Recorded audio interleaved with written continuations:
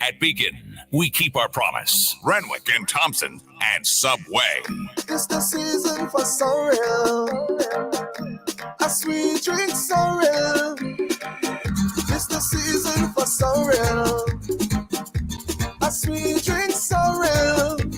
Your favorite flavored soft drink now comes in a limited edition sorrel flavor. Enjoy a cool sorrel sweet drink this Christmas. Available in 591 ml packet sizes. Sweet drink, we drink.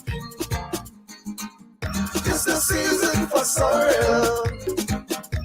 A sweet drink sorrel. Proudly produced in Grenada by the Grenada Bottling Company. Are you looking for convenient shopping? A place where you can shop with no worries or hassle? What about variety, quality, affordability? For a comfortable service with warmth and joy, shop at S. Kumar, located on Melville Street, St. George's in Grand Anse, at the Lance Hopkins Roundabout. S. Kumar is open 8:30 a.m. to 7 p.m. Monday to Thursday, 8:30 a.m. to 8 p.m. Friday, and 8:30 a.m. to 7:30 p.m. Saturday. Contact S. Kumar on 440-7447 or 435-7447. Visit skumargrenada.com. Facebook and Instagram, simply search for skumar.grenada for an A-class quality, unmatched bargains, topped with friendly and reliable staff. Come to S. Kumar Variety Store. We plan for every major life event, from birthday parties to baptisms, and celebrating a life well lived deserves the same thoughtful planning. Beacon's Rest Easy plan is designed to give your loved ones the comfort of knowing that they can do just that. With no underwriting and cover for up to 6 family members that includes certain injuries, this plan can be yours for as little as 75 cents per day. Call us at Beacon or log on to beacon.co.tt for more info today. 2 times 2 is 4. 2 times 3 is 6. Education multiplies their chances and places the world of opportunity in their hands. No matter where they are in the world, make sure they are prepared for their journey back to school with Western Union. School fees, books, room and board, whatever the reason. Knowledge, independence, opportunity. Western Union, moving money for better. Well, hello everyone and good morning. Welcome to another ladies' room. Good morning, Marian. Good morning, Della. Good morning, Christelle. Andrea. Good morning, Chemo. Queen Bee, who's here already. Good morning, Linda, Roseanne. I've never seen this name before. Hanif, Ezekiel, Chris Morel. Wow. That's a lot of names. It's a lot of names. Anyways, it's good to have you guys here. We got a pretty interesting topic coming up, and I got my good friend who decided to accommodate me at the very last minute. They say good friends better than pocket money, right? So that's a good thing, right? Let me just share first, and then I know I'm sounding a bit out of breath. I had to run to the bathroom and then come back before the thing cut off. Chemo, morning. I'm seeing you, Sharon, but I'm not seeing you on the live. I hope you're okay. Alrighty, I think we got it now. Good morning, Rita. Good morning, Saucy Bane. How are you? Hope all is well. Alrighty, let me throw in my friend here. What kind of shaky Wi-Fi you on? I find you looking blurry, or is it your camera that needs cleaning? Hold on. One sec. Yes, if your camera needs cleaning, I find you looking kind of blurry-ish. One sec. Yeah. Your Wi-Fi looking shaky. Balance yourself. Jocelyn Langdon, good morning. I hope everyone is doing well. Like we said, we tried to mix it up yesterday. We had our Freestyle Monday. We basically touched everything. We tried to, and I saw something online, and I'm like, you know what? This is something that's really good for a conversation. Good morning, Kathy, and hope all is well. I have to link you because we need to set up that thing with you and Eddie for Thursday. I really, really, really hope you're available for Thursday. Good morning, Michael Jackson, somebody that I made fun of. Your parents. Jack, sometimes I wonder about our parents, and when they give us names, do they do they like forget we have to live with these names for the rest of our lives? Like when I first met you, I really thought because good morning, Andre. I really thought because you like Michael Jackson, you named yourself that on social media. And only recently I found out that is like your real name. Your parents said that, you know what, we're gonna name you Michael Jackson. Your son was Jackson. And they decided to call you Michael. How did you live with that throughout your school days though? Did anybody make fun of you? Listen, sometimes our parents set us up to be bullied in school and for, children to make fun of us. I swear. Like, do they think about these things like long term? Like, we got to live with these names and maybe they're setting us up. I'm not making fun of you though, Jack. I am just saying, you're not, but I'm just saying that as I saw you come in, it's funny that, your parents actually named you Michael Jackson. Debbie, good morning. Hello. I'm just coming, Debbie. Sit down and didn't say anything. The Sagittarians and Scorpios are the most annoying beings. No. Leos, Sagittarians. No, Leos, Scorpios, Sagittarians. The most annoying signs on the planet, I swear. Anyways, how are you? I am a Scorpio. I am a Scorpio, and I take offense to that. You're a Scorpio? Oh, yes. Yes, I am. October 31st. Oh yes. No, those earlier, they're good, but the latter part of November, like November, y'all are like, geez, you swear that the world belonged to y'all. Like nobody else exists. There's the Leos, the Scorpios, and Sagittarians. Y'all nearly didn't make it. Last month, y'all got in by, but y'all want to be like up in everything. Anywho's, the topic today. Oh Lord, a lot of them taking offense. So I guess as much as a lot of Leos and Scorpios and Sagittarians. Well, you start a fire. I hope you have enough water to out it. You're not falling today. No, I say it all the time. They're annoying. They're like, you swear that God did special delivery for them and it didn't for the rest of us. Y'all are just too much. I'm not taking part. I'm taking the safe route. It's a good thing to do. Now, I saw a post yesterday and I'm like, this is something to really have a good conversation on. And then I saw my friend Najuma made a post this morning as well with her daughter. Good morning, Naj. I should tag you because I really, let me see if I can share it with her quickly. I really loved your post this morning because I often say, right, the way we grew up should be the perfect example of what not to do. And a lot of the times I find us repeating the cycle. Like you knew certain things your parents did or said that offended you, right? And, like hurt your feelings and made you feel less and don't think much of yourself. Because there are parents who don't see anything wrong with calling their child stupid and dunce and you big idiot and you're stupid like your father. And they don't seem to think that, that affects the child. Like children are not supposed to have feelings. You don't have emotions. You're just supposed to be there. And a lot of the times we take that as, you take it for granted, like, okay, well, that's the way we grew up. Because that's the way we grew up does not make it right. Because you knew how you felt as a child growing up, how that made you feel. Why would you want to do that to another person? Why would you want to do that to your own child? Yeah, sometimes they'll annoy you. Sometimes they'll get you mad. They'll get you upset. But why look for the worst things to say to a child and think that it will not affect the child? Imagine hearing from your mother and your father at home that you dunce, that you stupid. Imagine having to carry that with you, like out into the world. You go into the school. And then you have children telling you this, about the children telling you the same thing. Don't you think that would have sort of an effect on a child and question their self-esteem and everything else? So parents unknowingly, or maybe knowingly, are belittling and insulting their children and excusing it as, well, I grew up that way and nothing happened. And that's how my parents taught me. That's what my parents said to me. As I said, and I'm going to say it again, children are innocent. They didn't sit and call nobody. So it should be your parents' prerogative. Like it should be your ultimate goal to make sure that you give your child the best life ever. Yeah, we know it's hard. We have our weak moments, especially now. A lot of frustration are building up. But as this person says, we have enough mentally broken youth among us, especially boys. You're dunce and stupid like your father. Your thoughts, Kitaka. Growing up in a home with your parents, and you always speak of how much love and respect you saw from your parents.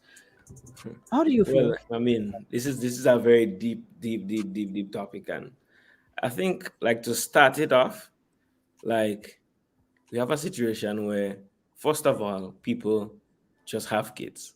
Like sex happens and kids just pop up. There's not a plan, there's no system in place, there's no support. Sometimes it's a single parent home.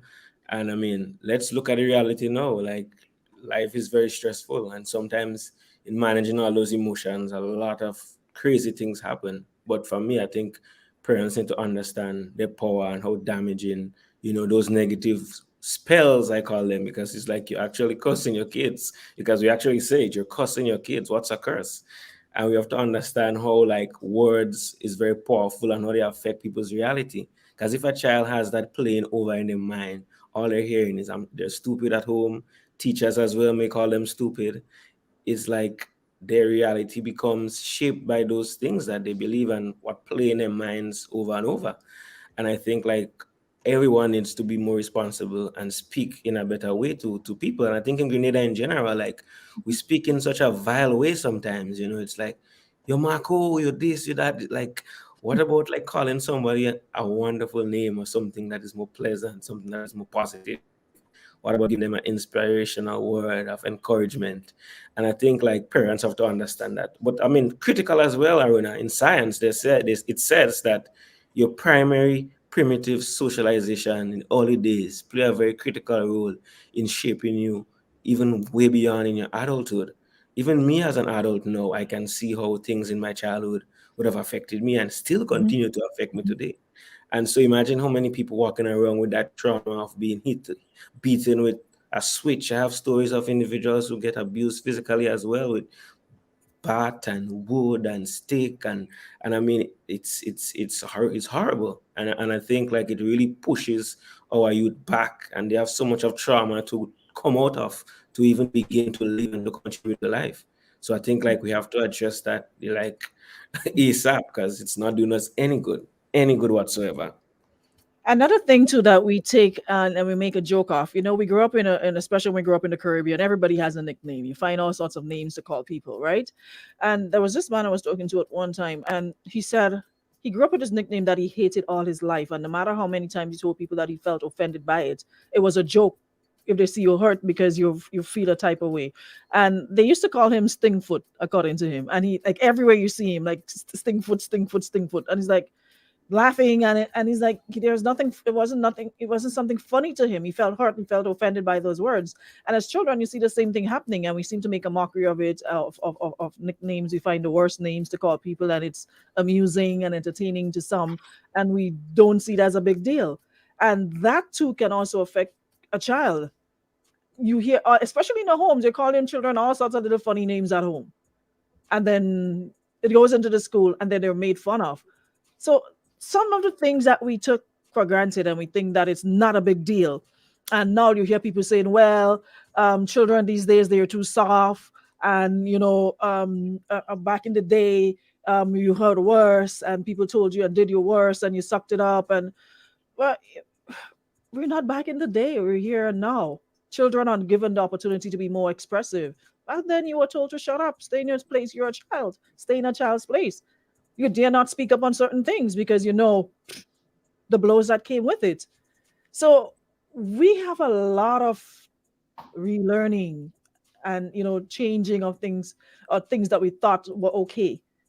And just want to read what Najuma posted this morning, and she said we have to break the cycle of hurting children to raise children. Hurting children grow up to believe that children deserve to be hurt, that they must be hurt to be raised well, and thus generational pain is passed along.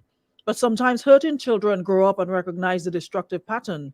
They do the work to heal themselves and to find ways to raise their children peacefully, and the generational pain cycle is broken.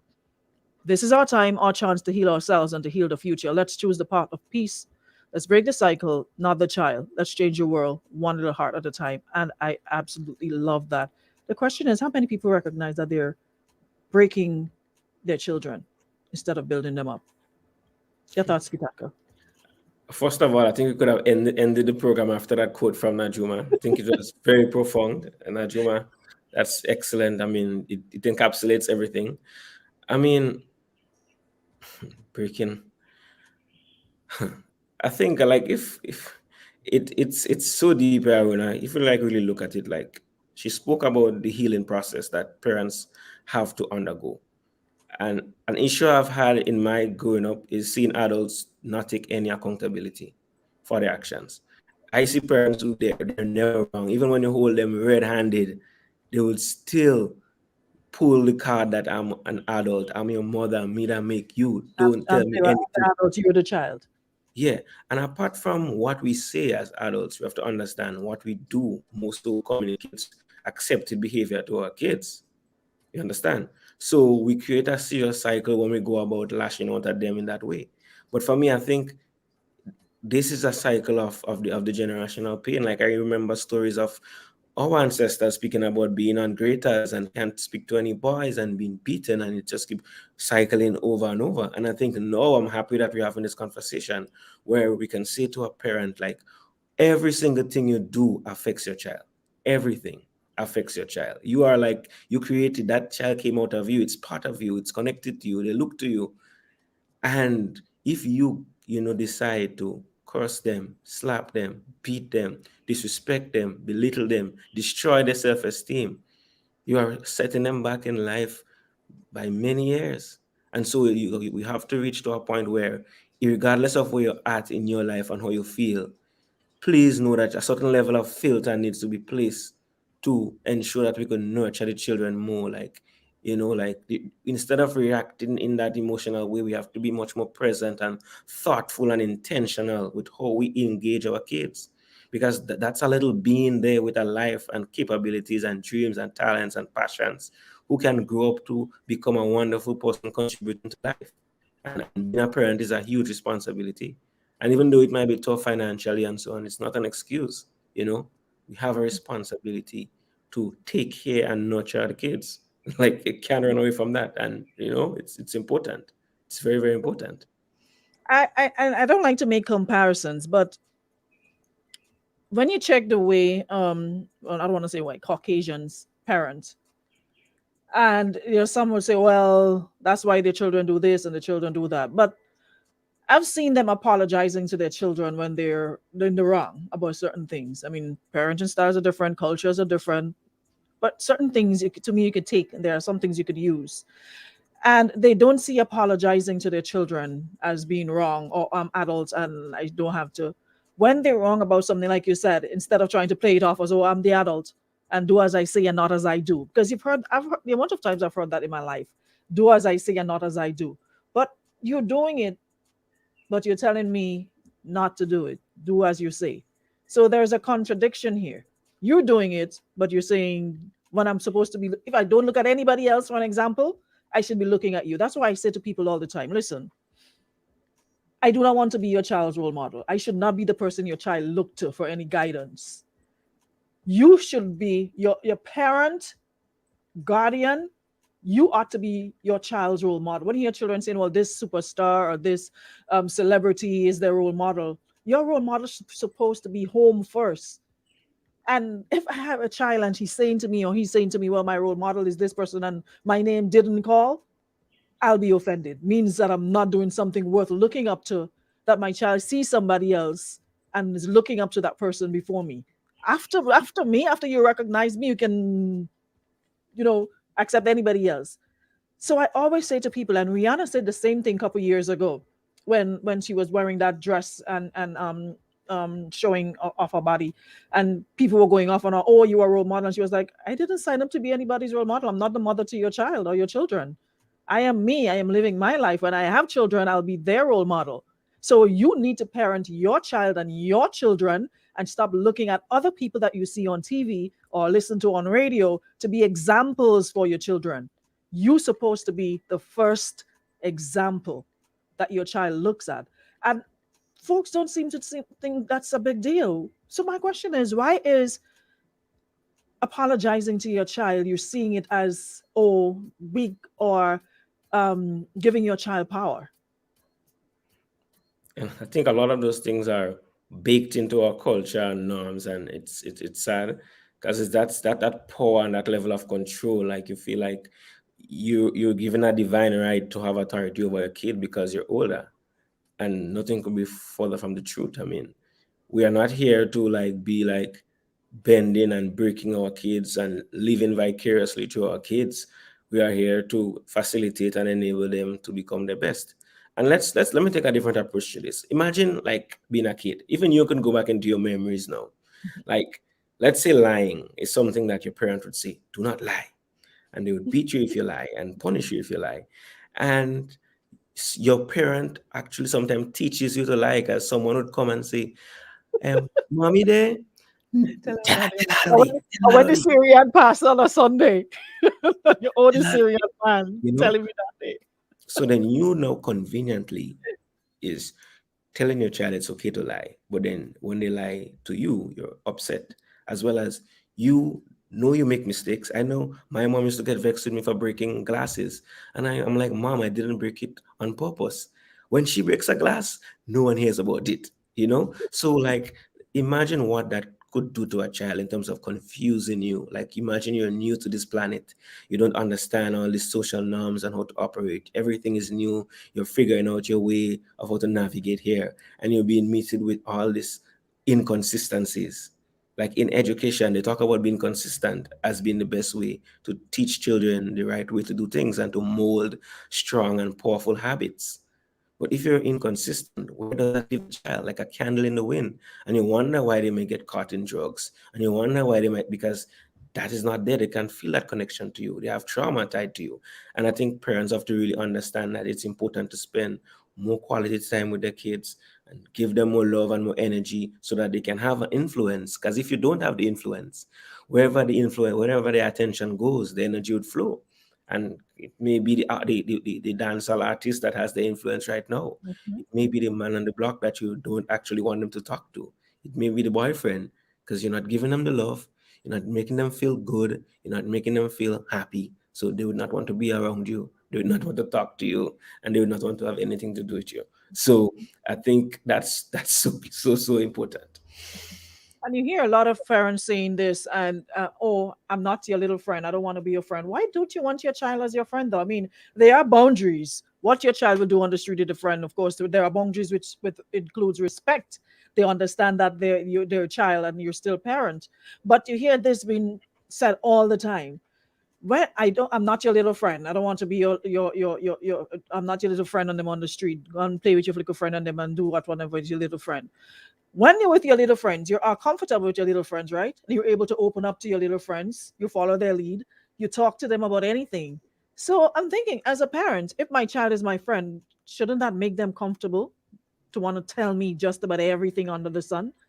Whatever emotions they're feeling, whatever they're going through, whatever. When you're comfortable with somebody, what do? You're able to be open more, right? So if I'm not comfortable around you, you're always hostile, you're angry, then something happens. And then the first thing you say, oh, why you didn't tell me that? Why you didn't tell me that? I want to hear this and that from so and so. Why you didn't tell me that? But mom, I'm not comfortable talking to you like that. There are What mothers who never even had the conversation about with their daughters about this menstrual cycle and all those things. What they know, they probably learn from their friends or in school.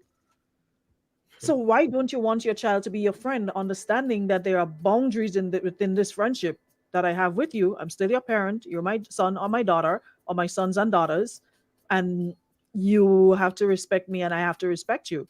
So why is it so difficult? and I mean, With like, I mean, you sit there and I'm wondering, like, why indeed does it have to be so difficult? And even saying speaking about that, like, takes me back to even like my childhood, and like even with parents in general, and like, why don't you want a good relationship, and why do you overreact when kids make mistakes? And I think that's the big part that trigger me. If you notice, I was discombobulated there for a moment. because I had that issue with parents, the overreaction to mistakes, the overreactions to failure. Like imagine I'm young, I'm experimenting, I'm trying to figure things out. I'm going to make mistakes. You make mistakes as well. But when I make a mistake, it's the end of the world. How would that make me comfortable to come and see I have a STD or I make somebody pregnant? Or so like that's why a lot of other issues come and tie onto this because you do not dare want to open your mouth because you could see the cuffs and the kicks and the disrespect and the ostracization you're going to experience. Like nobody wants to feel like that. So obviously you would keep it inside. Does that help the situation? No. You would drink more alcohol and act out and do so many other things. But when you go to the root cause, it's because you have no safe space to express your vulnerabilities and to feel like people actually care about you and what you're going through and are willing to be there and be patient to help you come out of it. It's not like you want to stay there. And it's not like you want to be like, no one likes to make mistakes and fail, And I think like for me, in my own personal experience, like the overreaction for my mom would make me not want to tell her anything. And she'd be like, you always have secret. You always, but it's like, I am not able to go through that. If I want to go on to a new venture and try a new business, I don't want to hear it giving me 99 million ways why it cannot happen and no ways why it could happen. I mean, I'm open to why it can't happen, but we can also speak about why it could happen. And I don't want you to drain all my energy and I'm not able to do what I need to do. So that's that triggered me there. I'm seeing a lot of comments here. Whew, where do I start? Oh my gosh, I can have to do eeny, meeny, miny, moes here. Cathian says generational pain needs to be broken. Healing and teaching needs to take place. Adult needs to take responsibility for their actions and their words. Najuma says our children's behavior and language is a clear indication of the inner state of being. Being present in our children's lives is imperative. And not just being present like physically there and you're not doing it, not showing up, like not doing the work. Or just saying, okay, well, food, clothing, shelter, what else you want from me? Emotionally, mentally, spiritually, are you there? Are you available? Or are you on your gadget trying to catch up on what's happening on social media and be on there every post on every live, and your child is ignored and you don't know what's happening, and then you hear something and they, like you said, you make a mistake or somebody makes a complaint and there you go off the top crazy about it because you're supposed to have this perfect being. You yourself are not perfect, so why do you expect perfection in your child? So if you're so hard on your child from home, what do you think happens when they go out into the world? Home to me is supposed to be a safe place. If nowhere else is safe, you should have a safe place and know as a child that my home is safe regardless of mistakes, no mistakes. Home is always safe.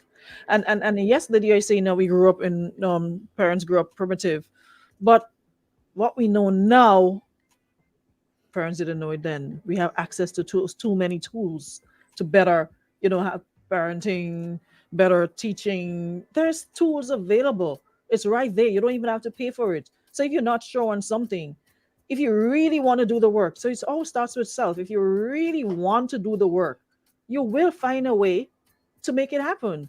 But we can't just keep using the excuse, oh, that is with culture. Cultures are meant to be broken and changed and so all sorts of things. Culture doesn't mean you're stagnant or it remains that way forever and ever. Amen. We use the word culture too many times as a blanket to cover everything. So culture is baked in stone. It can't move, it can't break, you can't change, you can't edit, you can't do anything with it.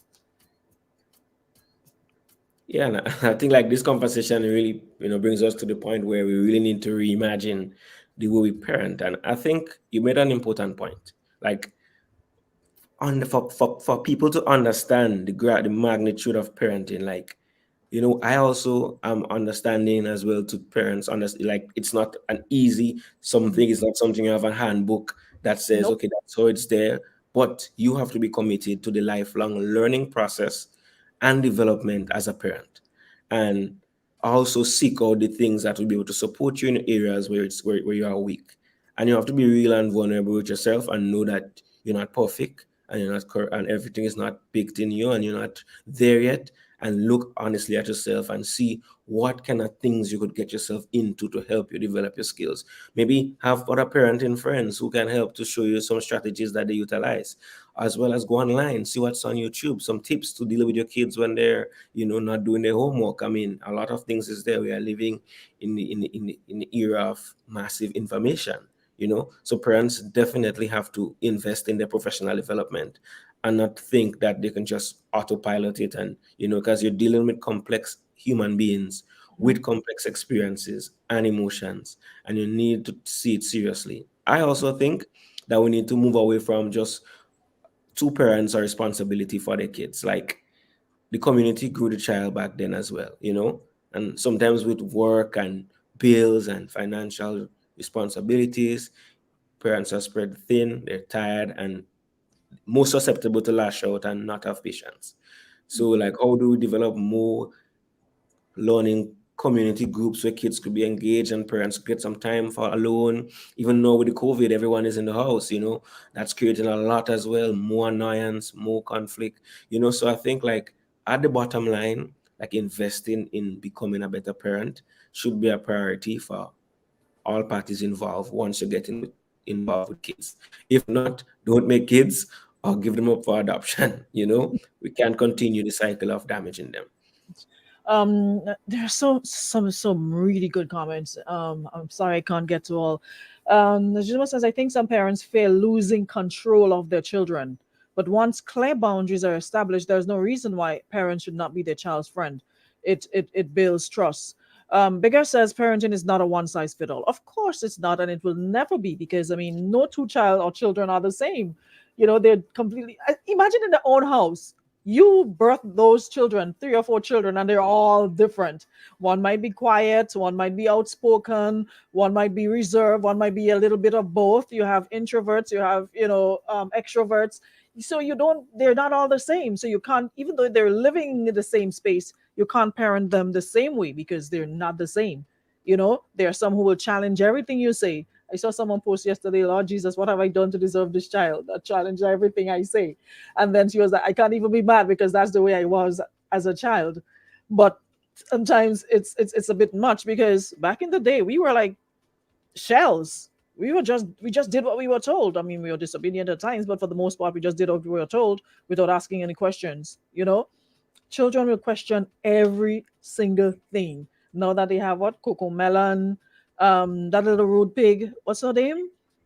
Peppa Pig. Peppa Pig, that little and they are exposed to so many things. So now they're asking their parents questions and they're challenging them. But when children are asking questions, parents see it as being disrespectful. If a child is, expressive, they see it as you being rude and disrespectful.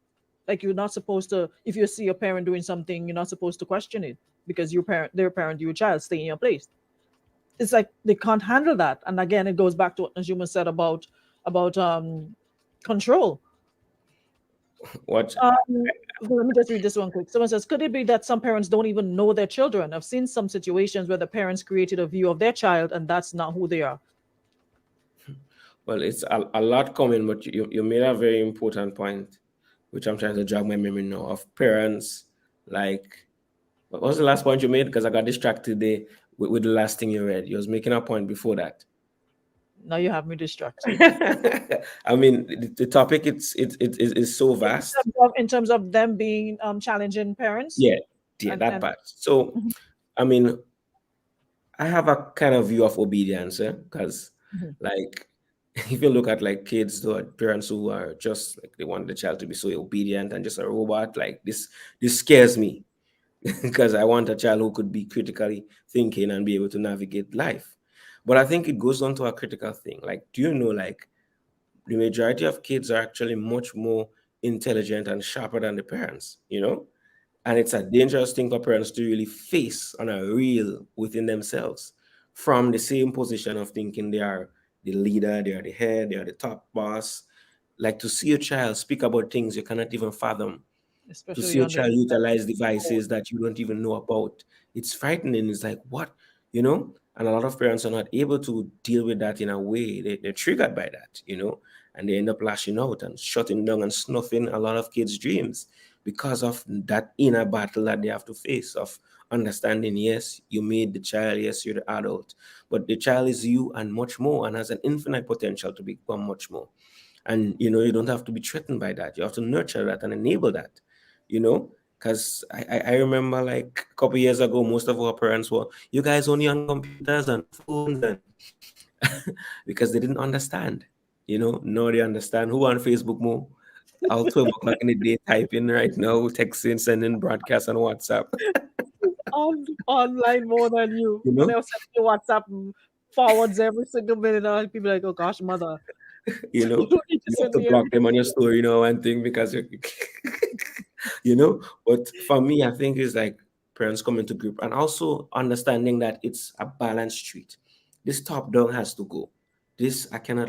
You can learn from your kids. Do you know you can learn and tap in and question and develop that wonderful relationship with your kids where they can open you up to a whole new world, make you more efficient, make you more, make you sexier, make you healthier. Like the kids are on top of a lot of amazing information and ideas, make you richer. So now you could invest the money you have sitting in the bank in your child's ideas, as opposed to trying to force them to become a doctor or a lawyer. So this topic is so vast, you It's know. okay. Children are not more intelligent than parents. We don't mean and I think you misunderstood what he's trying to say. I think Kitaka, you're more coming from a more technical Well, um well, I'll answer the question. I mean, intelligence is relative. So true.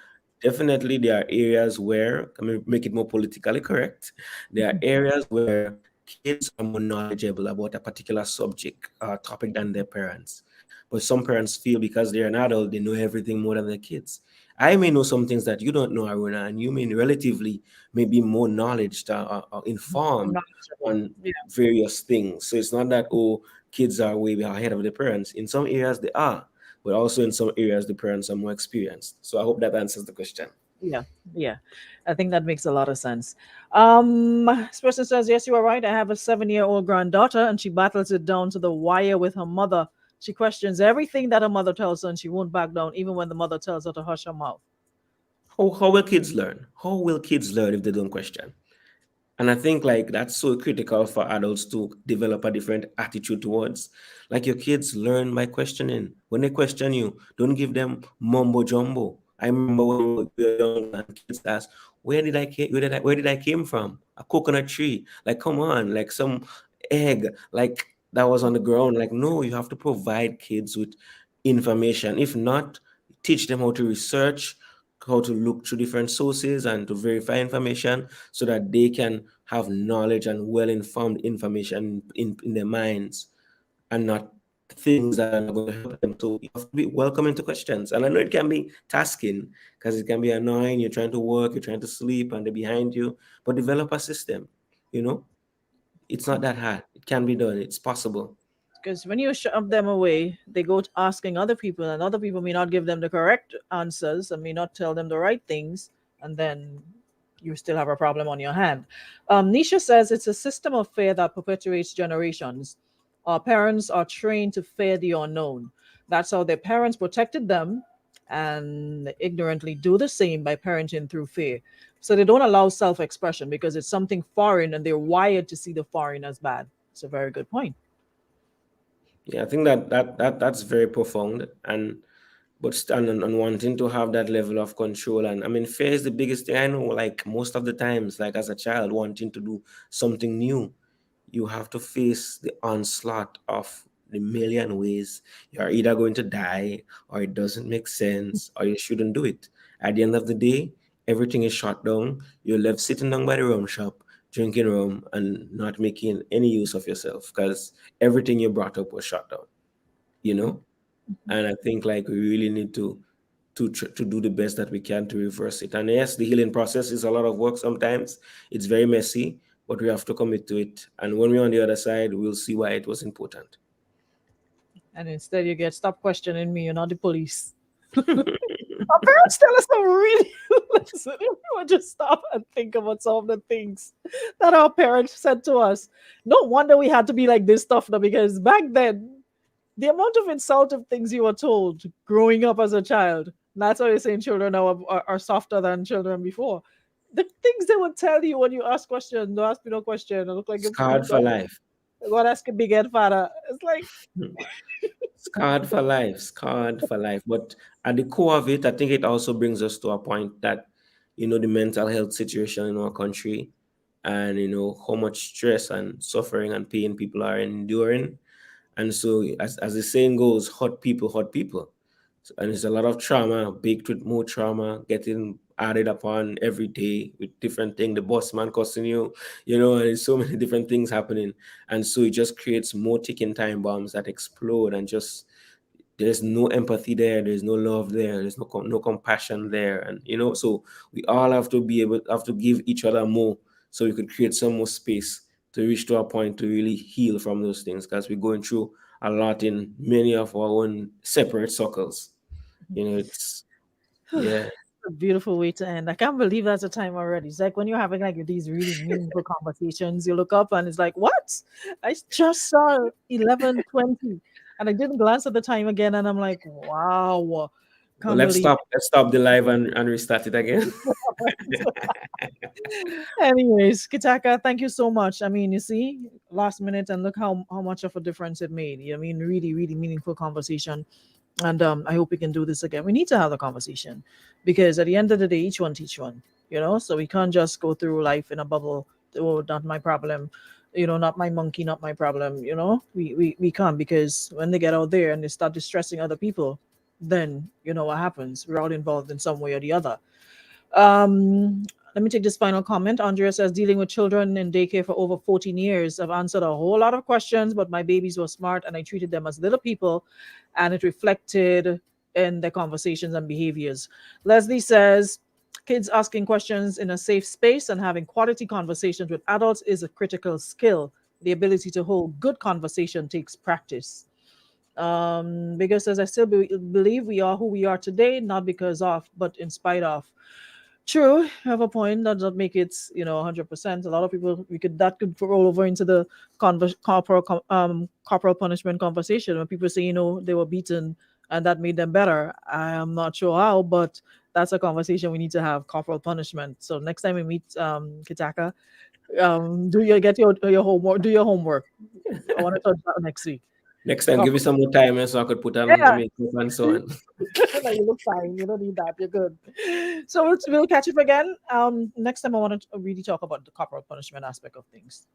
Okay, well, what I'm saying is, outside of this, maybe you could set up a live and have more time and to have more time to deal with those topics. So we'll keep in touch and keep up the good work. Thanks so much. Hold on, let me hear what this person's saying. Just want to touch on a topic that was being said. They say that, you may know this and you may know that. I've come to an understanding that we as human beings don't know nothing. We tell ourselves we know something, we know nothing. Only the Most High knows everything and knows anything. We as human beings, it's either we understand or we overstand. And most adults, most parents don't even understand what they're doing, but they want to teach and make their kids try to understand certain things that they themselves don't even understand. So, yeah, that's all I gotta say about that. Okay, gotcha. Well received. Anyways, guys, we'll be back tomorrow, God's will, for another one. So thank you so much for checking into the ladies' room. Thank you so much to our friends at Escomar Variety Store, Beacon Insurance, Sweet Drinks, Sorrel, and Western Union. And thank you so much to you guys on the live. You are such a wonderful audience today. I mean, I have to go back and read the comments. I saw a lot that I wasn't able to read, but thank you so much. Kitaka, thanks again, man. Catch you again next time. Have a good one, y'all.